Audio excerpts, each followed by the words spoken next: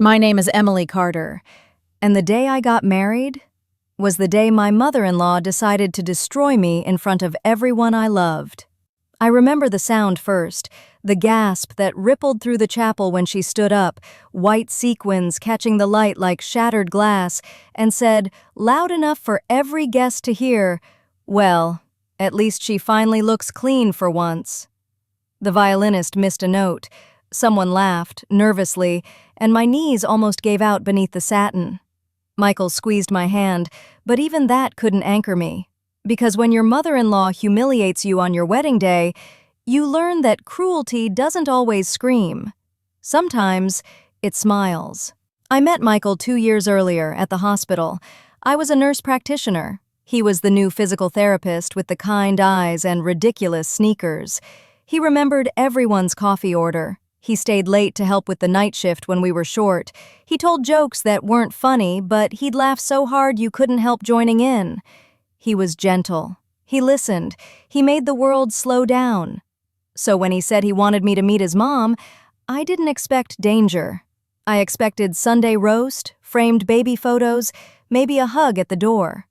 Instead, I got Patricia Carter. She lived in Beaverton, in the kind of house that still smelled like lemon polish and control. Everything about her screamed order: lace curtains, vacuum lines on the carpet, labeled spice jars in perfect alphabetical rows. She greeted me with a smile that didn't reach her eyes. "Oh, you're the nurse." "Not Emily. Not nice to meet you. Just the nurse." Dinner was quiet except for the sound of her fork against porcelain. When I complimented her cooking, she said, "Oh, well, real meals take time. I suppose you're too busy for that, dear." Michael laughed softly, trying to cut the tension. I forced a smile, chewing mashed potatoes that tasted like chalk. That was the first test, and I failed it without even knowing there was one. After that night, Patricia started showing up everywhere. At the gym where Michael trained, at the grocery store near my apartment, though she lived 20 minutes away. Once, she came to the hospital with a sprained wrist. I found her chatting with my coworkers, telling them she was just checking what kind of place my son works in. Michael said I was overthinking it. "She's just old-fashioned," he said. "She loves me too much." But love doesn't feel like surveillance. Love doesn't make you shrink to fit someone else's comfort zone. She asked if I planned to keep working after marriage. When I said yes, she smiled thinly. "Well, some men prefer their wives at home. You'll learn." Every conversation left fingerprints I couldn't scrub off. Still, I wanted to belong. So I baked her banana bread. I sent her birthday cards. I offered to help with her church bazaar. And every time, she found a way to turn generosity into evidence against me. That bread was dry. The card was store-bought. "We already have enough volunteers, dear." It's exhausting, trying to earn respect from someone who's already decided you don't deserve it. When Michael proposed, I thought maybe this would melt her. He did it downtown, under the Christmas lights, kneeling, trembling, crying. People cheered. I said yes through tears. We posted the photo. Within an hour, she commented, "Let's hope the next one sticks." I didn't even know what she meant. Later I learned she was referring to Michael's high school girlfriend, the one his family adored. From that moment, the wedding became a battlefield. Venue? She insisted on her church. Colors? She said our sage green theme looked funeral. Guest list? She added 30 of her bridge club friends. She told me what shoes to wear, what flowers to avoid, even how to walk down the aisle. Michael would sigh, "It's not worth the fight, babe. Let her feel included." So I kept surrendering, piece by piece, until I didn't recognize the ceremony anymore. The rehearsal dinner was the breaking point. We'd rented a cozy restaurant with candles and jazz playing softly. Patricia stood to make a toast. "To my son, the most patient man alive, and the woman he's gracious enough to marry." Laughter again, always laughter, the weapon polite people use. I excused myself to the restroom and cried in a stall until the mascara burned my eyes. I told myself, just survive the wedding, then you'll be free. But survival is a strange thing. You don't realize what it costs until the bill comes due. October 14th. Gray sky. Drizzle clinging to the stained glass windows. I woke up early, heart pounding like I'd run a marathon. The dress fit perfectly. The bouquet smelled like heaven. And every instinct in my body whispered, something will go wrong. It started before the ceremony. Patricia arrived in a white gown, not off-white, not champagne, pure bridal white, sequins catching the light. My maid of honor whispered, "She can't be serious." But she was. When I walked down the aisle, she didn't smile. She watched me the way a hawk watches prey. Halfway through the vows, her phone rang. She didn't silence it. She answered. "Yes, we're in the middle of it. No, she hasn't cried yet." People turned, horrified. The officiant cleared his throat. Michael whispered, "Mom, please." She smirked. And when the ring slipped slightly on my shaking fingers, she said, "Cold feet already?" The laughter again. That sound will haunt me longer than any photograph. Afterward, during pictures, she refused to stand beside me. "Just the Carters," she told the photographer, motioning me aside. I smiled anyway, because that's what women do when humiliation becomes choreography. 3 days later, the apartment still smelled of flowers and disappointment. Michael went back to work. Patricia called twice before noon. He answered both times. Her voice was sharp enough to slice through the walls. I heard phrases like, "You've changed since the wedding," and "She's putting ideas in your head." When he hung up, I asked, "Does she ever apologize?" He rubbed his face. "She doesn't mean it that way." I said nothing, because explaining disrespect to someone who grew up with it is like describing color to the blind. That night, I booked a therapy appointment. I didn't tell him, not because I wanted to hide, but because I needed one thing in my life untouched by her opinion. The therapist listened quietly while I spilled a year of swallowed words. Then she asked, "What do you want to feel instead?" I said, "Peace." She nodded. Then stop asking her for permission to have it. It started small. When Patricia called, I let it ring. When she showed up unannounced, I didn't open the door. When she criticized dinner, I said, "You're welcome to cook next time." At first, Michael panicked. He thought I was provoking her. But slowly, he started to notice patterns. The way she twisted every sentence into guilt. The way she'd cry if he disagreed. The way she always ended calls with, "I'm just trying to help." One evening, she accused me of turning her son against her. Michael finally snapped, "Mom, you did that yourself." The line went dead. For the first time in our marriage, the silence felt like sunlight. Patricia retreated, but not quietly. She called his relatives, painting me as manipulative. She told neighbors I'd alienated her. But truth has a way of leaking. Someone uploaded the wedding clip, her interruptions, the white gown, the phone call, onto social media. It spread through town faster than wildfire. Comments flooded in. I'd walk out. "That poor bride. This woman needs therapy." For once, I didn't defend her. I didn't explain context. I just let the world see what I'd lived. Her reputation cracked. The church asked her to step down from the hospitality board. Her friends stopped inviting her to brunch. Even her bridge club paused her membership. Control is lonely when the audience leaves. The air inside our home shifted. Less tension, more laughter. We bought a small house on Portland's east side. No help, no strings, just us. When our daughter Lily was born, we sent out birth announcements, but this time, we left one address off the list. Patricia found out through a neighbor. She called, sobbing, "You're keeping my granddaughter from me." I said gently, "I'm keeping peace for her, Patricia, that's different." Click. And that was the last time she ever yelled at me.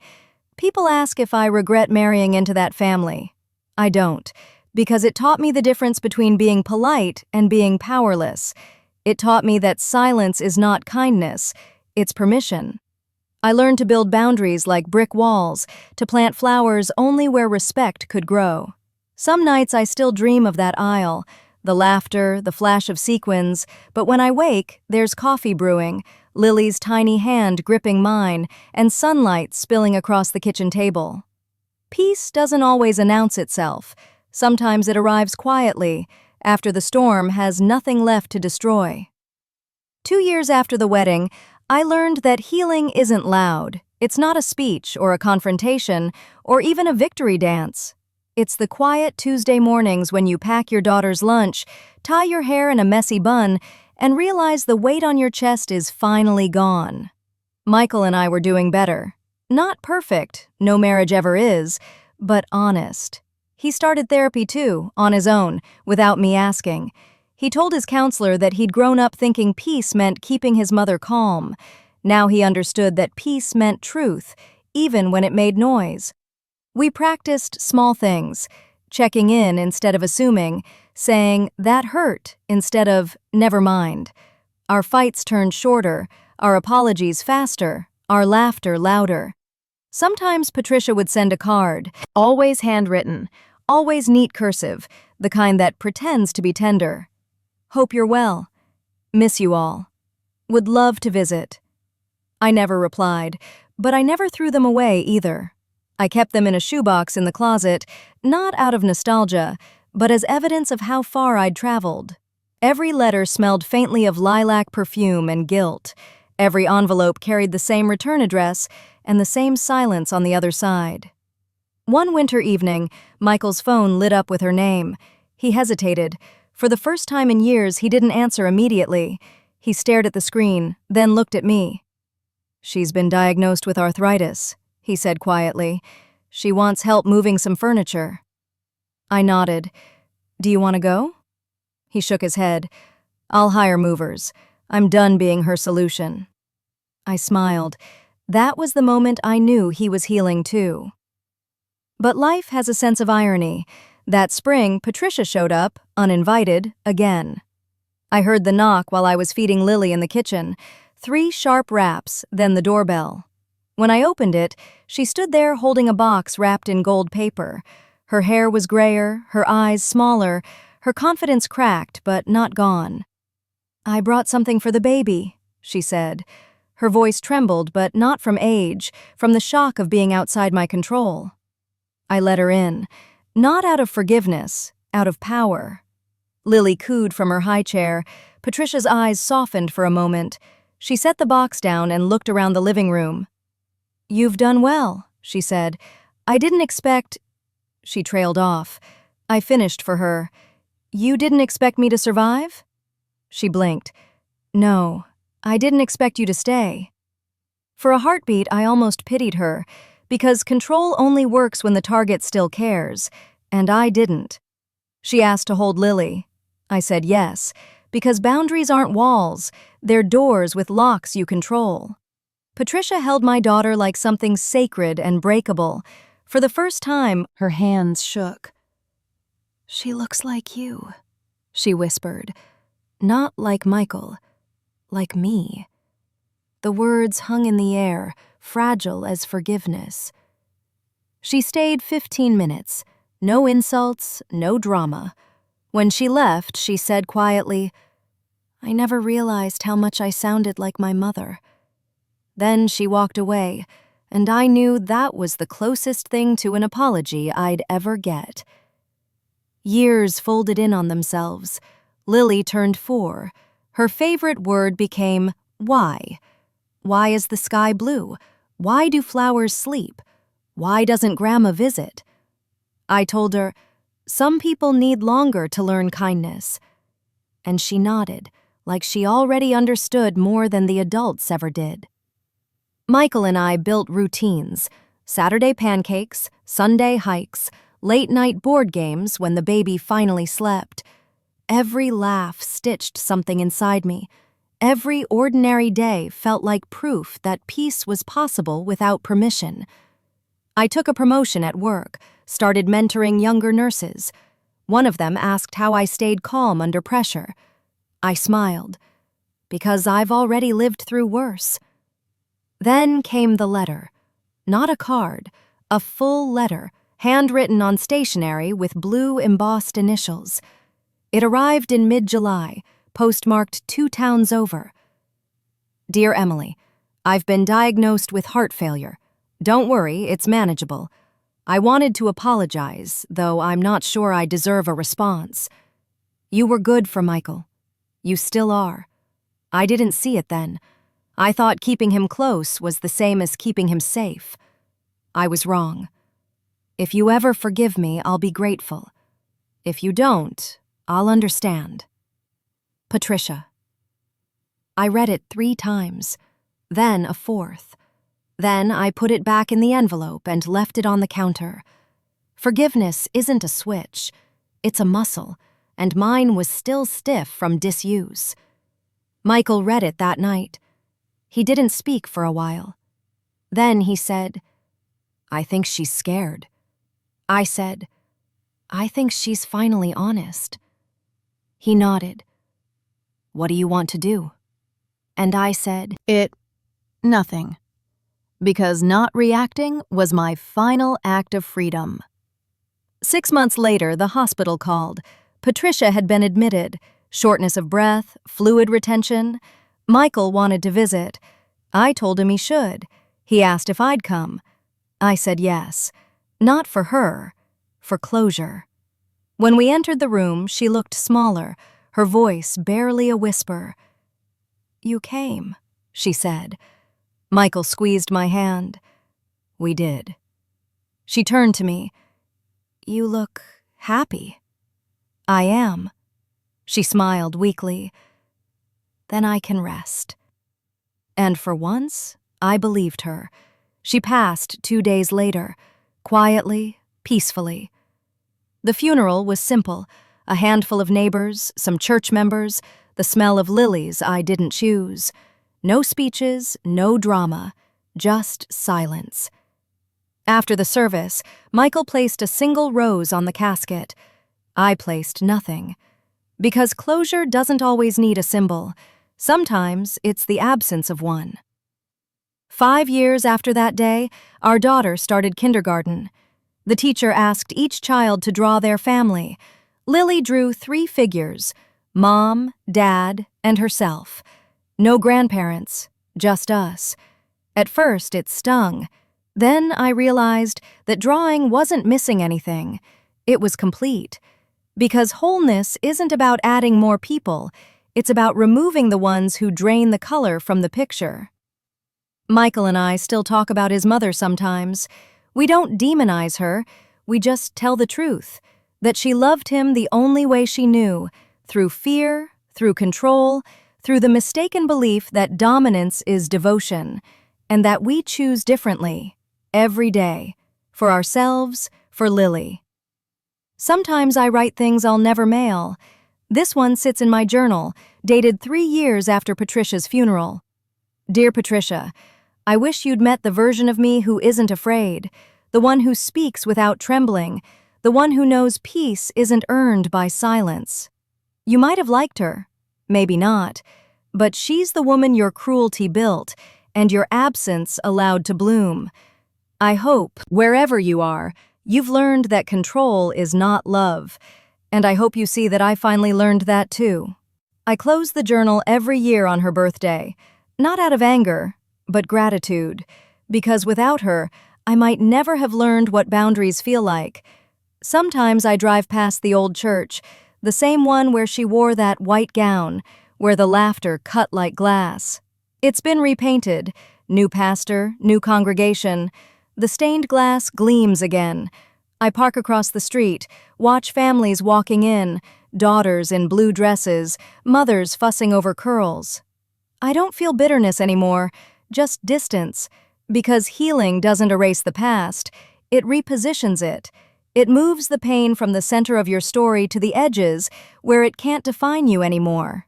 When people ask about my wedding day, I tell them it rained. I tell them the flowers were lilies.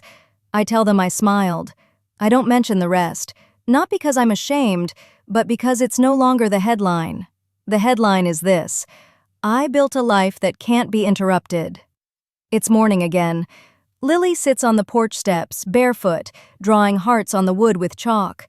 Michael hums in the kitchen, burning pancakes. I stand in the doorway, watching sunlight spill over everything we built. I used to think power meant control. Now I know power is peace. It's walking away without needing the last word. It's smiling because you no longer need witnesses. It's holding your child, feeling her heartbeat steady and sure, and knowing that you broke the cycle. That's the real revenge, not her humiliation, my freedom. And if anyone ever asks me how I survived a woman like Patricia Carter, I'll tell them the truth. I stopped trying to win her love and started giving that love to myself.